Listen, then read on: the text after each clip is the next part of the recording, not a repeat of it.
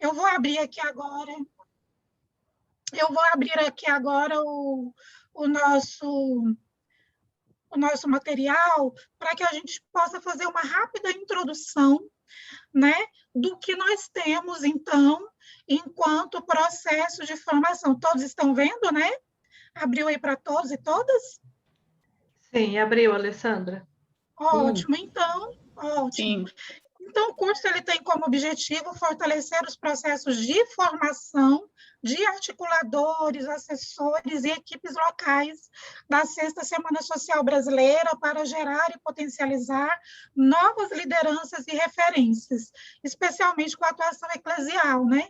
Porque a gente sabe que tem uma dinâmica, né, muito forte dos movimentos sociais também com a Semana Social, mas aqui a gente priorizou um pouco esse fortalecimento na perspectiva da aprendizagem dos processos eclesiais, porque a gente sente que, para além do material, né, da disponibilidade do material, a gente precisa de aprofundar algumas temáticas que são estruturantes nesse caminho da Sexta Semana Social Brasileira, né? Então, a gente propõe esse curso virtual em 4 módulos. Neste primeiro módulo, hoje, então, Terra, Teto e Trabalho, Direitos Sagrados e Doutrina Social. O nome do nosso assessor, que está aqui na sala conosco, né, é Francisco Jaquino Júnior, né? É que a gente chama ele de Padre Júnior, de Padre Aquino, aí confundimos, né, na hora de colocar aqui. Mas ele vai se apresentar, a gente também vai apresentá-lo melhor daqui a pouco. No segundo módulo, então, que é na quinta-feira, no dia 10, nós temos como tema central Terra, Teto e Trabalho, dimensão bíblica teológica. Né? E aí o CEBI vem ajudar a gente nessa dinâmica da leitura, né, popular da Bíblia, olhando e observando elementos que nos colocam nessa leitura popular da Bíblia sobre terra, teto e trabalho. Então, vai ser na quinta-feira, às 19h30, horário de Brasília, né? E aí a gente tem no outro sábado, que a gente vai ser no próximo, né? No outro, então, nesse mesmo horário, Terra, Teto e Trabalho, a espiritualidade e o sagrado.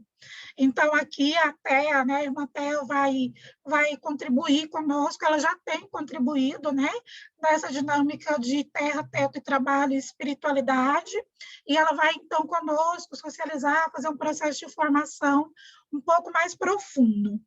E a gente encerra, então, com o quarto módulo, que é olhando para os elementos terra, teto e trabalho, doutrina social, Bíblia, espiritualidade, o que a gente tem de ferramentas para metodologia nos mutirões ou dos mutirões pela vida, né?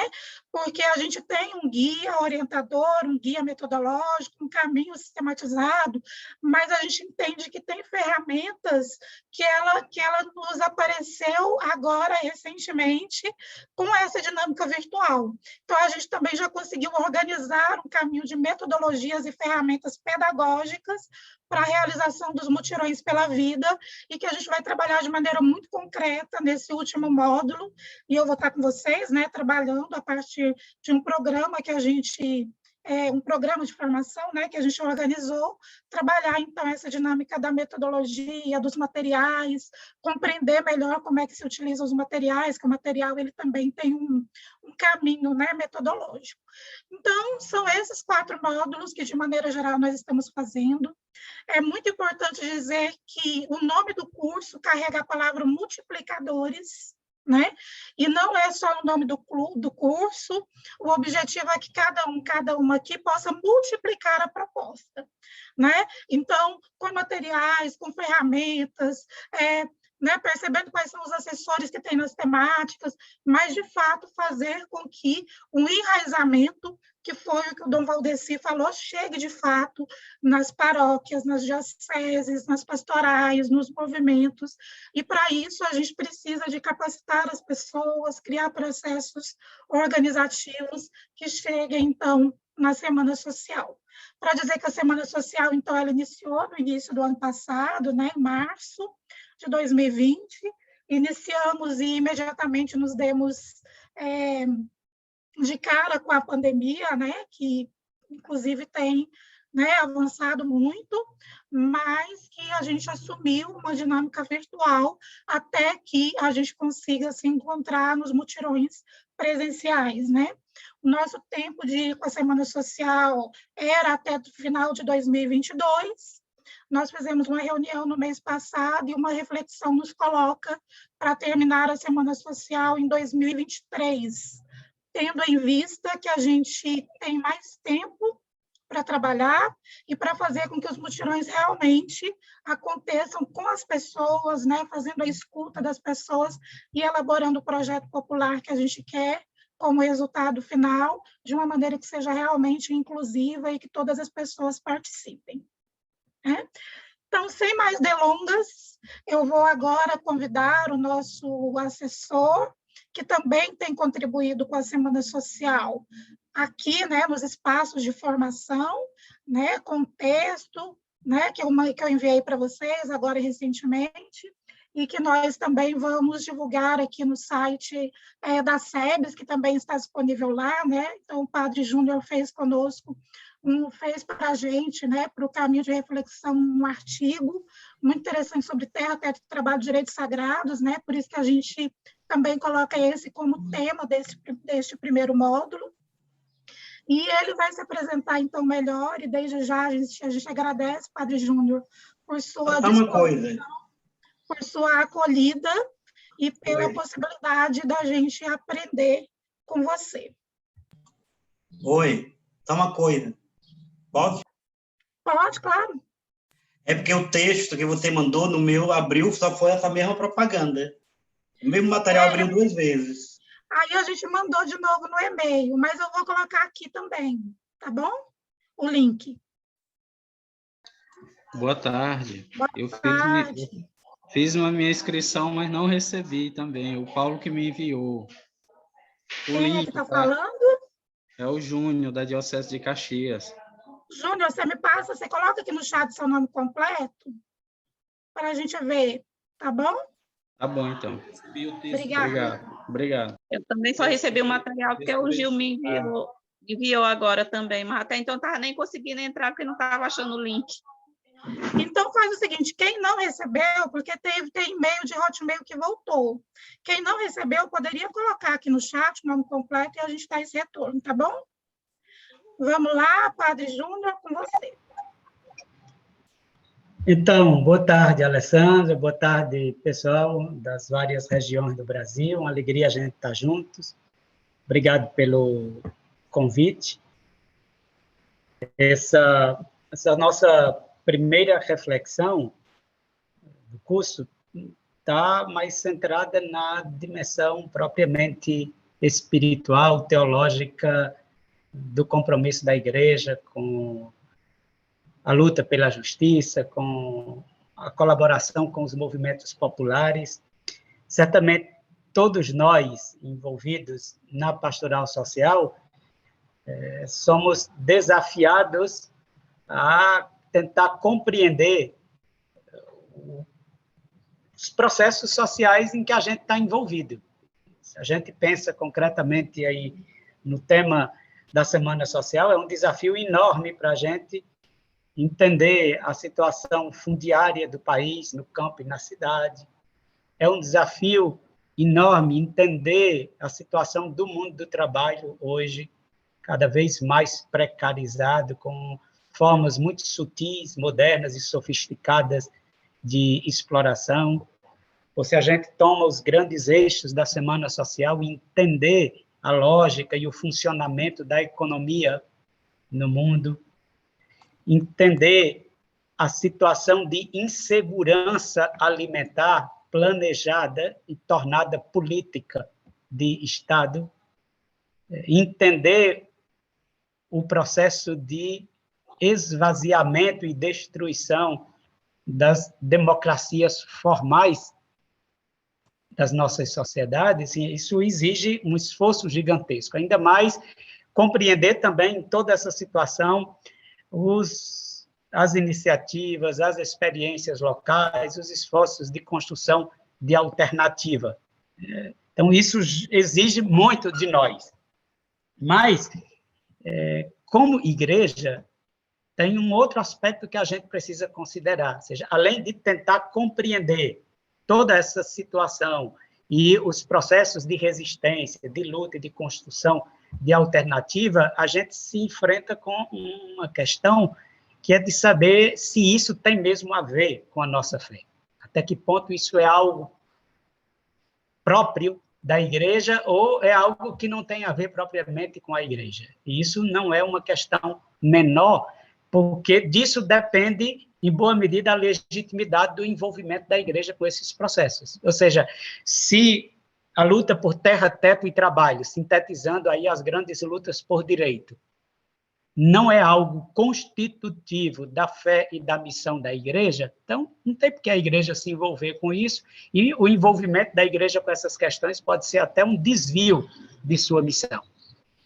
Ao passo que, se isso for algo constitutivo da fé e da missão da igreja, o não envolvimento da igreja com esses processos significaria uma infidelidade da igreja à sua missão.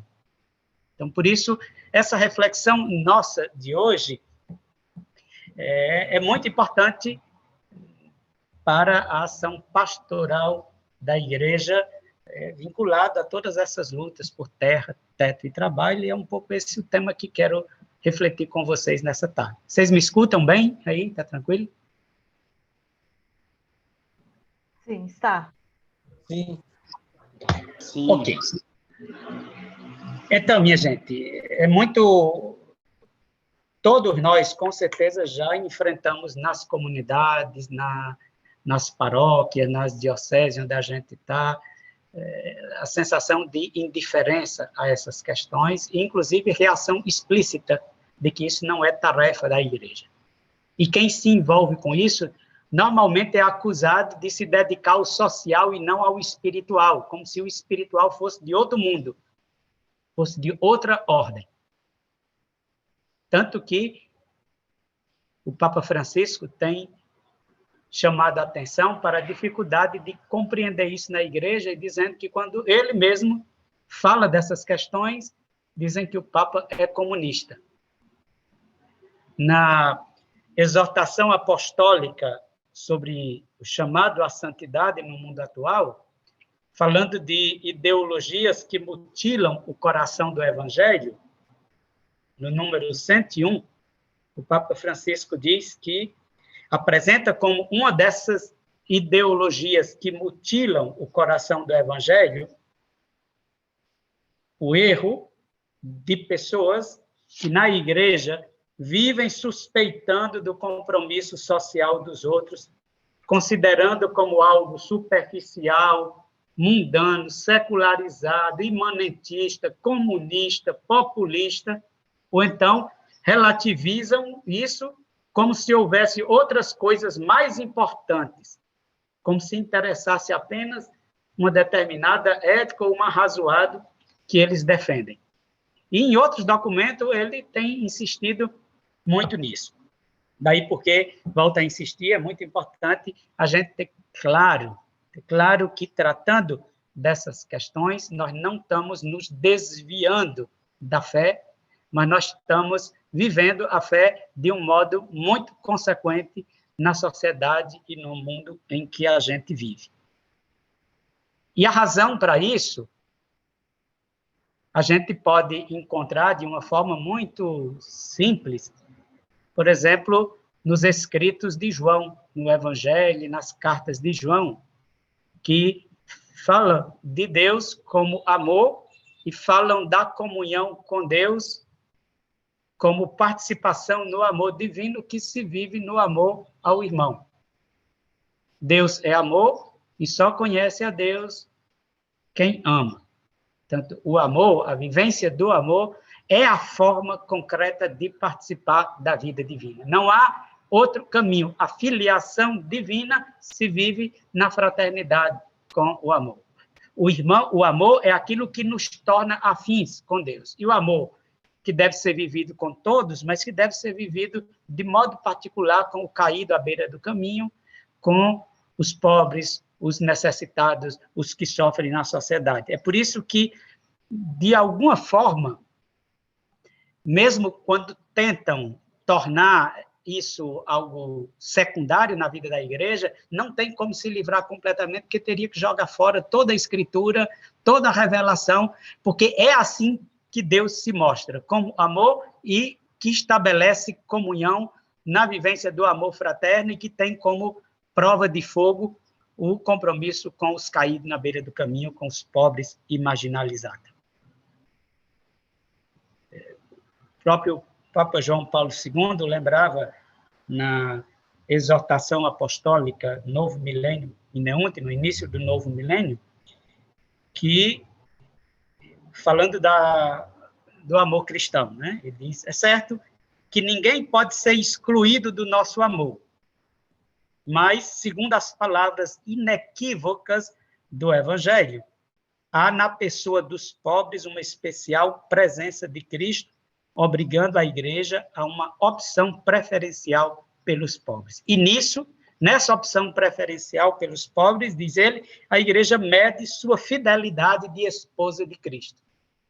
Então, não é uma questão qualquer, secundária e opcional, mas é algo que toca no coração mesmo da fé cristã e da missão da igreja no mundo, que o Papa Francisco sintetizou e apresentou nessa última encíclica em termos de fraternidade. Fratelli Tutti apresenta o núcleo da fé e da missão da igreja em termos de vivência e de propagação da fraternidade no mundo, que tem sempre nos pobres seu critério e sua medida.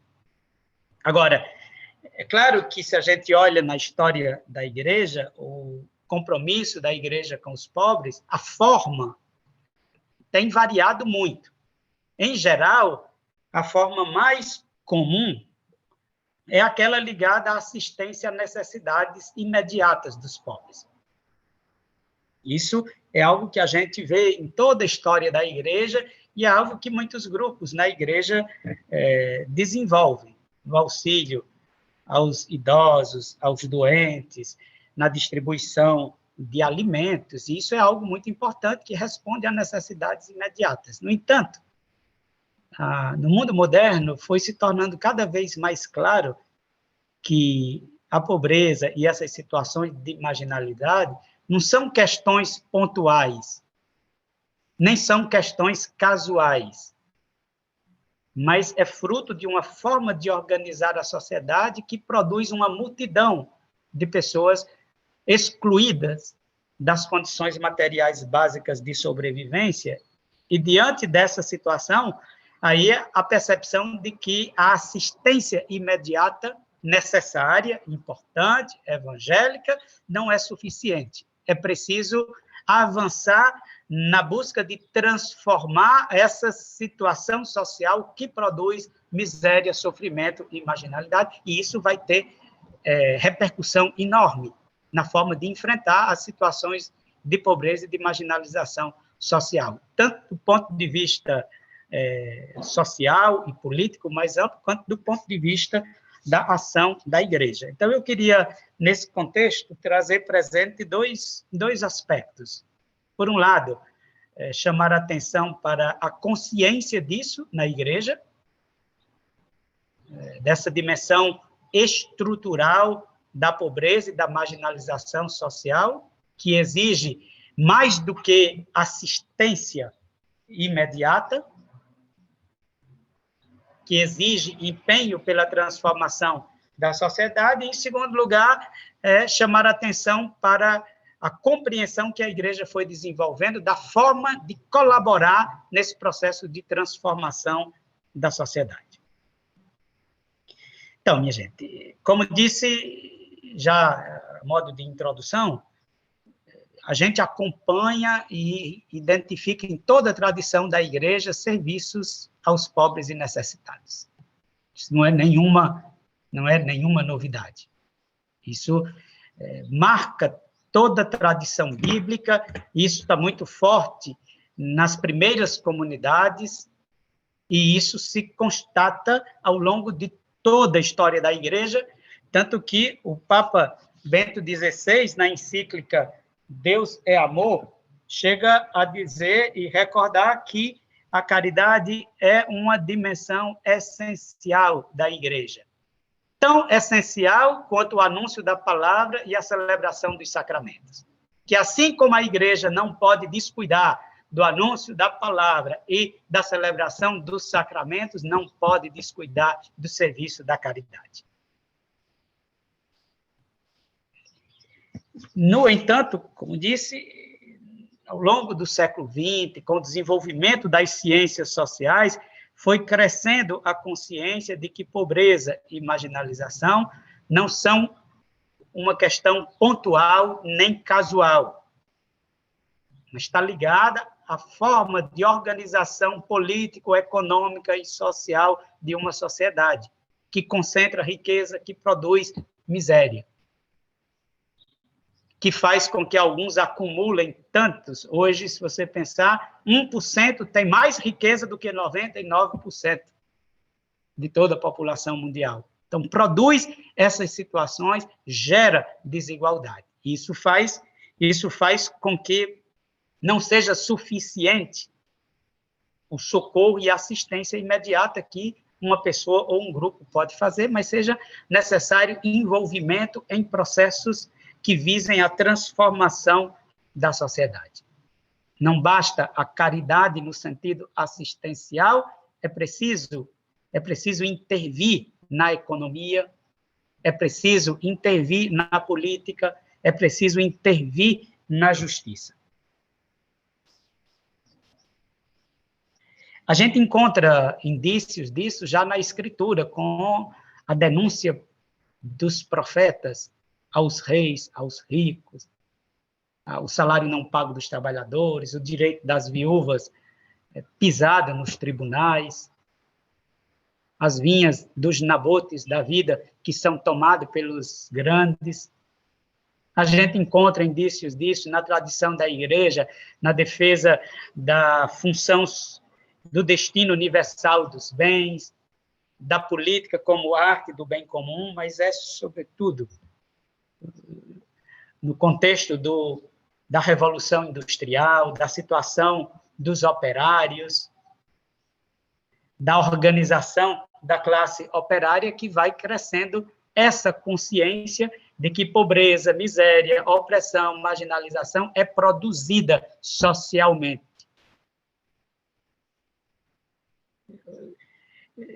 Essa consciência foi se desenvolvendo, provocada, em boa medida, pela organização operária no contexto da Revolução Industrial, e é a partir daí que a gente pode entender, inclusive, a reflexão do magistério social da Igreja que foi se desenvolvendo nas chamadas encíclicas sociais.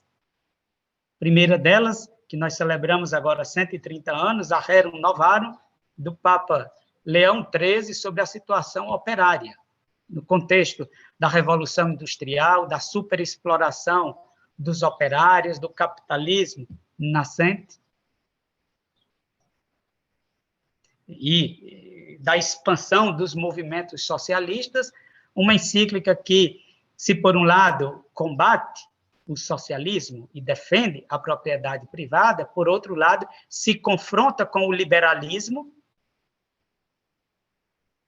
reconhecendo a função social da propriedade, defendendo a intervenção do Estado na economia, defendendo o direito de organização dos trabalhadores, defendendo reivindicações importantes da classe operária, como um salário que tornasse possível o sustento do operário, de sua família, ainda acumular um pouco para adquirir alguma propriedade, o descanso semanal e de férias. Então, com todas as ambiguidades, isso marca o início de uma reflexão que vai sendo desenvolvida ao longo do século XX. Nós temos já 12 encíclicas sociais, a última delas é a Fratelli Tutti, do Papa Francisco.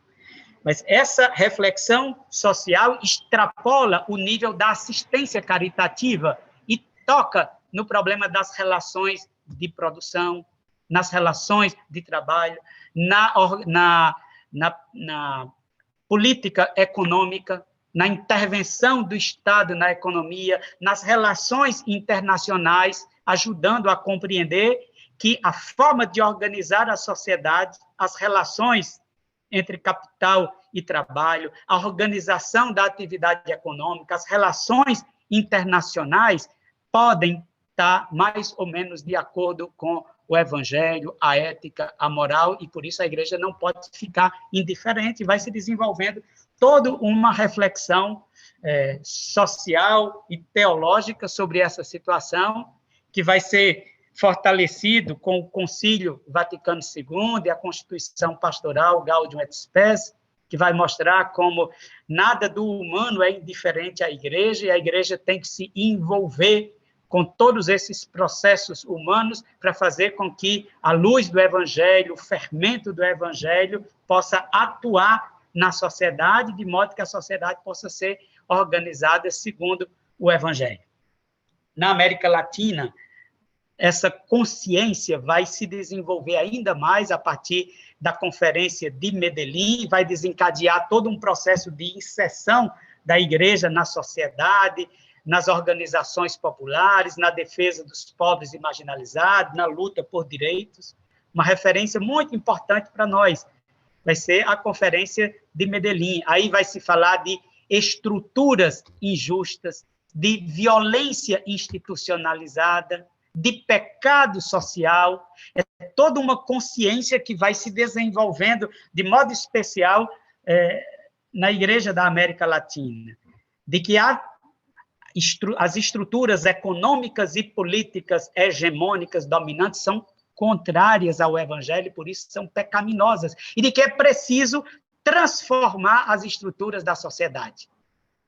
A Conferência de Puebla chega a dizer que a pobreza não é uma etapa casual, mas o produto de determinadas situações e estruturas econômicas, sociais e políticos, e fala explicitamente de pecado social.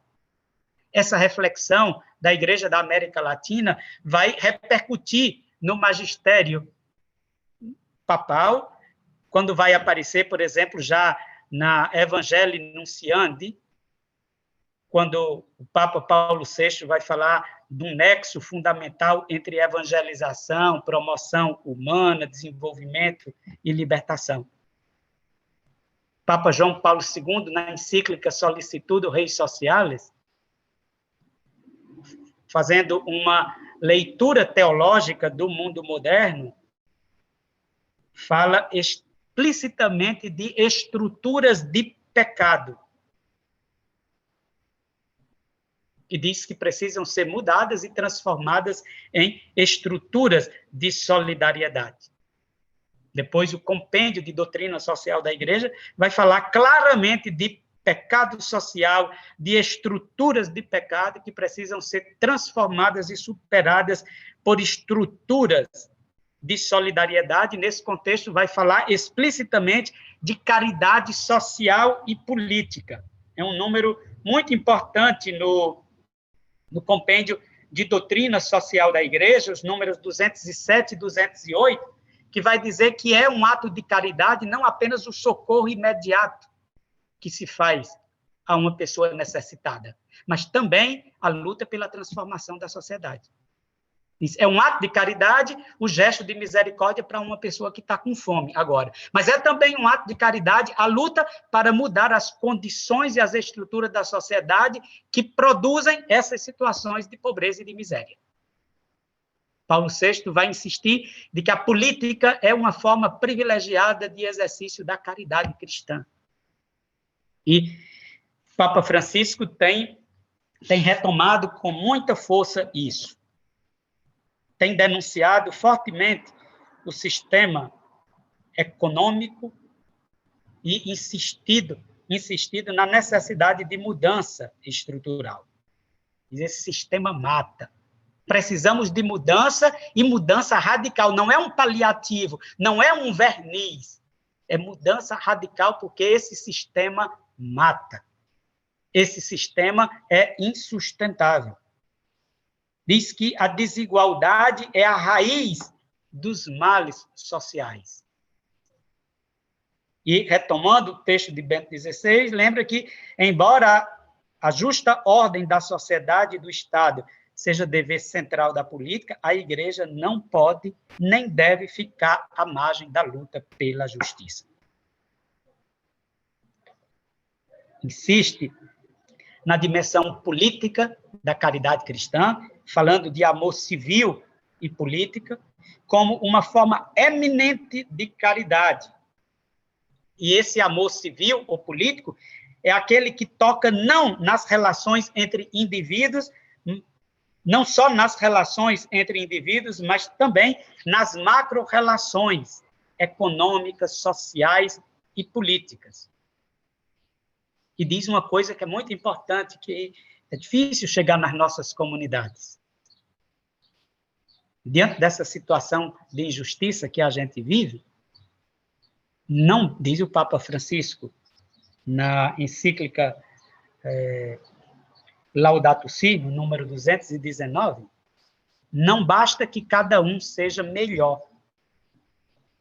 Aos problemas sociais, responde-se não com a mera soma de bens individuais, mas com redes comunitárias. Dito em outras palavras, não basta a conversão do coração. É preciso também a conversão ou a transformação das estruturas da sociedade. Não é uma coisa ou outra, porque também a gente pode ter leis e regras bastante éticas e evangélicas, mas pessoas corrompidas também podem corromper as melhores leis, né? Então, é claro que precisa da conversão do coração, pessoas novas, mas não basta. É preciso transformar as estruturas da sociedade. Tá, vamos chamar toda a população brasileira a converter o coração, mas enquanto a gente não mexer também na política econômica, que faz com que praticamente 40% de todo o PIB seja desviado para pagamento de juros, você não vai ter dinheiro para as políticas sociais. Não basta apelar para a conversão do coração do ministro Salles. É preciso fechar a porteira, não deixar a boiada passar. Não basta apelar para a conversão do coração de um genocida. É preciso criar mecanismos de controle e de derrubada. É muito importante a gente atentar. Não é uma coisa ou outra, são dois aspectos: conversão do coração e transformação da sociedade. Pessoas novas e sociedade nova. E isso é muito difícil na igreja. Porque as pessoas até admitem que a conversão do coração é uma questão religiosa e de fé, mas a transformação da sociedade não.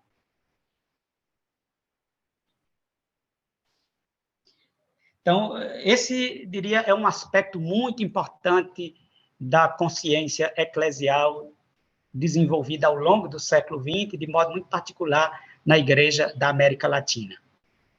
As encíclicas sociais são uma referência muito importante nisso, mas a reflexão social é mais ampla do que as encíclicas sociais. Inclusive, os próprios papas têm muitos outros textos que tratam de questões sociais, e nós temos a reflexão teológica sobre a dimensão social da fé, e nós temos a atuação dos cristãos em vários processos sociais. Isso ajudou a crescer na consciência de que o problema social não é uma questão meramente individual que se resolve apelando para a conversão do coração. É um problema estrutural de organização da sociedade que só se supera na medida em que se conseguir enfrentar esses mecanismos. E aí, nesse sentido, é interessante ver que nos documentos do magistério da Igreja foram se consolidando duas orientações fundamentais para a intervenção e ação da Igreja nesse processo de transformação da sociedade. A gente encontra isso com linguagens diferentes no Concílio Vaticano II, a Constituição Pastoral Gaudium et Spes, a gente encontra isso em Medellín, a gente encontra isso na encíclica de Paulo VI e do Papa Francisco, duas linhas fundamentais. Uma vai na linha da conscientização social, política, cultural, centrada nos direitos humanos, na justiça social, e um outro vai na linha do fortalecimento de processos sociais, de organizações populares na luta por direitos. A Conferência de Medellín, por exemplo, dizia que a justiça e a paz se conquistam por uma ação dinâmica de conscientização e de organização dos setores populares. Estão vendo dois aspectos aqui importantes? Conscientização e organização dos setores populares. O Papa Paulo VI, na encíclica 80 Advenientes, que celebrava os 80 anos da Rerum Novarum, dizia que, no campo social, a Igreja sempre teve a preocupação de assumir um duplo papel. Olha como é interessante a formulação que faz Paulo VI. Um duplo papel. O de iluminar os espíritos, que vai na linha da conscientização, né? O de iluminar os espíritos, e o de entrar em ação para difundir com real solicitude de serviço e de eficácia as energias do Evangelho. E essa tradição dupla, também o Papa João Paulo II, na encíclica Centésimos Anos, celebrando os 100 anos da Rerum Novarum, dizia que a Igreja oferece não só a sua doutrina social, portanto, reflexão, princípios, orientações. A Igreja oferece não só a sua doutrina social e, de um modo geral, o ensinamento acerca da pessoa humana, mas também o seu empenho concreto no combate à marginalização e do sofrimento. Então, veja, o ensino social da Igreja e o seu empenho concreto no combate à marginalização. E toda essa tradição se consolida agora de uma forma muito importante com Francisco. Por um lado, Francisco tem denunciado constantemente o que ele chama de cultura do descartável, ideal egoísta, globalização da indiferença, e tem insistido no anúncio e na convocação de uma cultura da solidariedade. Essas são expressões que Francisco repete sempre. A denúncia desse tipo de cultura do descartável, da indiferença, e a convocação, a construção de uma cultura da solidariedade. E, por outro lado, Francisco tem feito uma coisa que é revolucionária. Tem convidado os movimentos populares do mundo inteiro para discutir os grandes problemas sociais e meios e caminhos de enfrentamento e de superação. Num desses encontros, dizia, atrevo-me a dizer, que o futuro da humanidade está em grande medida em vossas mãos, dos movimentos populares, na vossa capacidade de vos organizar e promover alternativas criativas na busca diária dos 3 T's, terra, teto e trabalho, e também na vossa participação como protagonistas dos grandes processos de mudanças nacionais, regionais e mundiais. Comentando aquele evangelho em que Jesus cura o homem que tem a mão atrofiada, ele compara a ação dos movimentos populares com essa ação de Jesus, de curar a mão atrofiada.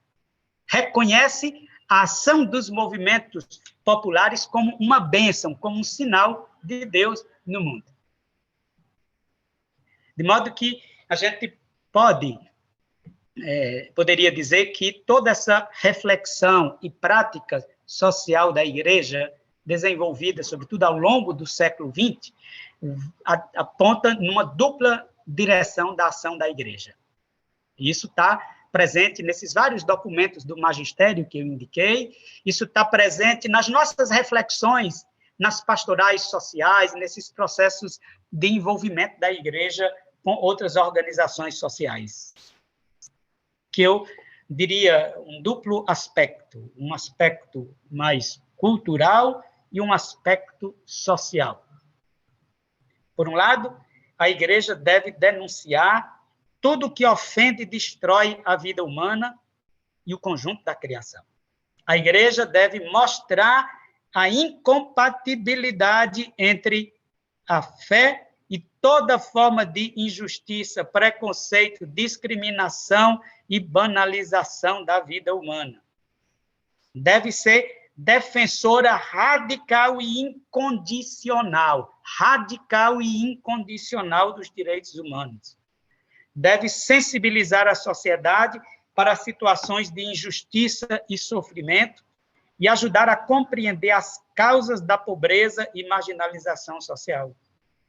Deve anunciar e cultivar valores e práticas de compaixão, de solidariedade e de justiça. Deve ser promotora da civilização, do amor, da cultura da solidariedade, do bem viver. Por outro lado, atenção, não basta também os valores, os princípios, as ideias. Isso é muito importante. Mentalidade, sentimento, mas, por outro lado, a igreja deve cooperar com os processos e movimentos sociais na luta por direitos, na luta por justiça. Deve despertar e promover lutas e organizações populares na sociedade. Deve criar pastorais e organismos para acompanhar os pobres em suas lutas e organizações populares. Deve fortalecer a articulação das forças sociais em defesa do bem comum a partir da garantia de direitos dos pobres e marginalizados. Portanto, duas linhas fundamentais: conscientização e organização popular. E a igreja faz isso com aquilo que ela dispõe, com a força que ela tem. Não é a força do dinheiro, não é a força da lei, e, se for fiel ao evangélico, muito menos a força do conchavo com os grandes grupos políticos e econômicos da sociedade. A força que a igreja tem é a força da palavra evangélica e a força da igreja enquanto organização social. Então, a partir da sua palavra e a partir da sua organização social, deve se enfrentar com tudo aquilo que nega dignidade, direito às pessoas, que destrói o meio ambiente, e deve defender todos os processos de garantia de direito, de construção de uma sociedade mais justa e fraterna. E é nesse contexto, e com isso já vou me encaminhando para encerrar, acho que o meu tempo está quase acabando, tá? Ou já passou, Alessandra? 5 minutos. Pronto, então ótimo. É nesse contexto mais amplo de consciência da dimensão sociopolítica da fé, da dimensão estrutural da fé e da evangelização da igreja, tanto na consciência do problema como nas formas de superação, é nesse contexto que se insere o conjunto das pastorais sociais, que se insere a pastoral social no seu todo na igreja e, concretamente, que se insere a Semana Social Brasileira. Aliás, a Semana Social Brasileira tem sua origem precisamente na consciência desses processos. As primeiras semanas sociais brasileiras aconteceram na Europa no começo do século passado. A partir da encíclica Rerum Novarum, do Papa Leão XIII, as igrejas na Itália, na França, na Bélgica, na Alemanha, na Europa, e em vários países da Europa, começou a promover eventos, atividades, cursos, seminários, estudos, para discutir a encíclica Rerum Novarum, para refletir sobre as questões sociais a partir da fé. E dentre essas muitas atividades, aí uma delas, que inclusive o Papa Pio XI recorda na 40º anos, que celebra os 40 anos da Rerum Novarum, uma dessas atividades foi a Semana Social. Aqui no Brasil, essa tradição com esse nome é relativamente recente, temos aí 30 anos de semana social, estamos na sexta, mas ela se insere nessa tradição mais ampla de consciência da dimensão socioestrutural da fé e da evangelização da igreja, que se enfrenta com os grandes problemas da sociedade, faz isso em parceria com movimentos populares e com várias forças da sociedade, mas faz isso na convicção de que isso é uma dimensão fundamental da fé e da evangelização. A fé cristã não diz respeito apenas à intimidade de cada um, mas a fé cristã diz respeito ao modo como os cristãos se relacionam uns com os outros e interferem e interagem na sociedade.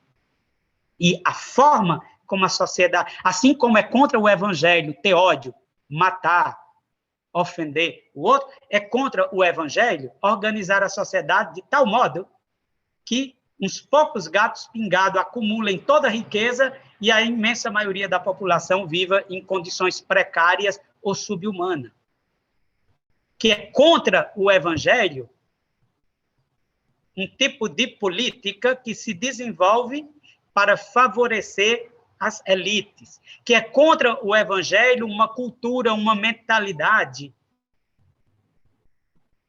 que culpabiliza os pobres e as vítimas dessa sociedade e justifica os poderosos. Então, é nesse contexto mais amplo que se insere a Semana Social e faz isso não apesar da sua fé, mas faz isso por causa da sua fé.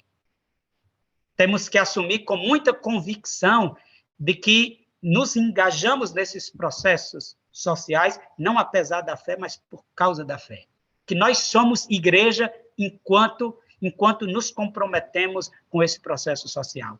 Que a Eucaristia que nós celebramos na comunidade é a Eucaristia que a gente deve viver no dia a dia, nas relações entre as pessoas e na construção da sociedade. É tão espiritual a celebração da Eucaristia quanto a luta pela justiça social.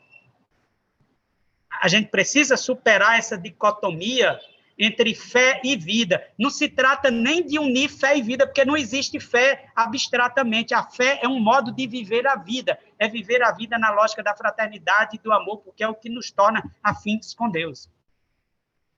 Alguém vai dizer, mas isso é importante. Mas o espiritual? Pois isso é espiritual. Se alguém tiver alguma dúvida, pense só numa coisa. Existe algo mais espiritual do que Deus?